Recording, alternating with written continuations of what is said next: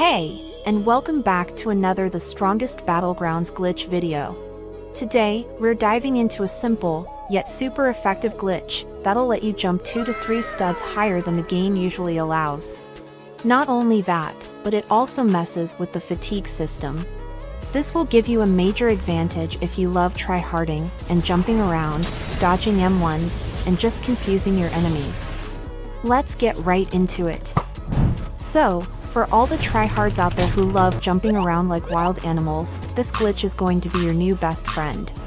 It's been around in the obby community for a while, so some of you might already know about it. And guess what? This glitch doesn't just work in the strongest battlegrounds, it works in pretty much any Roblox game, as long as jumping is allowed. The fatigue system, for those who don't know, is there to stop players from spamming jumps and making themselves impossible to combo. It's a built-in mechanic that forces you to play smart with your movements. Because, if you just keep holding that spacebar for eternity, the fights would be very boring. But hey, we're about to throw that rule right out the window.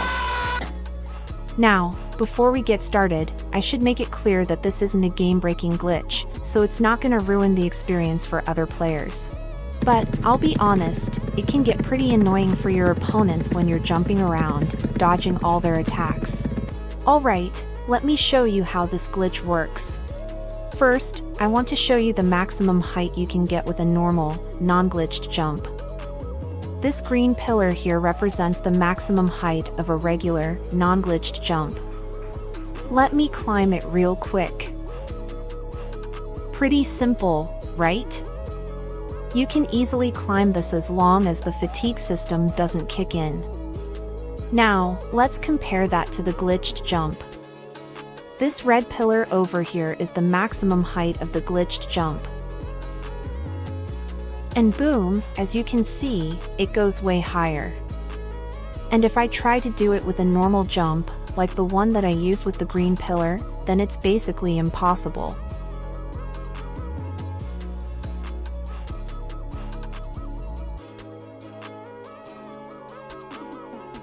And even though some of you might think that it's not a really big deal, since the difference between the normal jump and the glitched jump is very small, then let me show you something that might change your mind.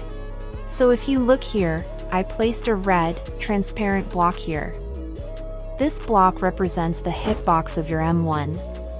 And when you do a normal jump, you can jump over that hitbox, and it might save you from the M1. I might be nerding out here a little bit, but just listen to me. With a normal, non-glitched jump, even if you jump over the M1 hitbox, you stay over the hitbox for only about 0.1 seconds. And you might say, hey, I'll just do another jump and it won't be a big problem. And you'll be correct. Because you can do only 2 jumps before the fatigue nerfs your jump to the point that the hitbox of an M1 will be able to reach you. But with this glitch, not only you jump higher in general, but it will allow you to nerf the fatigue system and allow you to jump over the hitbox of an M1 3 more times. And since you jump higher, you stay over the hitbox for 0.2 seconds. So that gives you more airborne time and more chances of not being able to get comboed. I know I showed this clip 2 times already, but here, you can see just how effective this glitch really is.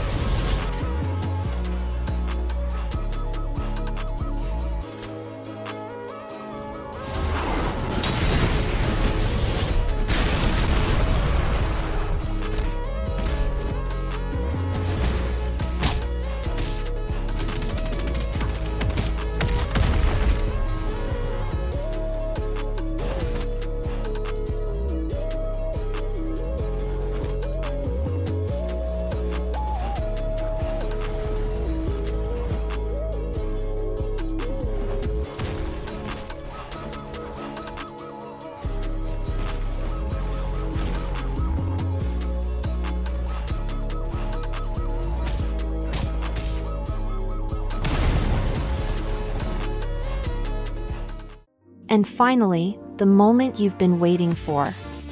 How do you perform this glitch? It's actually super simple, but sadly, there's a catch. What you need to do is disable shift lock, and while your character is turning, you'll need to jump.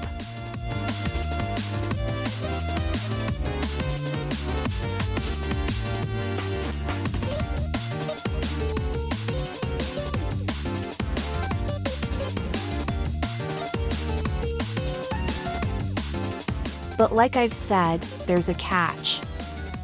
And that catch is that it doesn't always work. What I found out is that it starts to work when you use bullet barrage with shift lock on as martial artist, and sometimes it worked for me when I used an emote. But I think it works most of the time if you get ragdolled.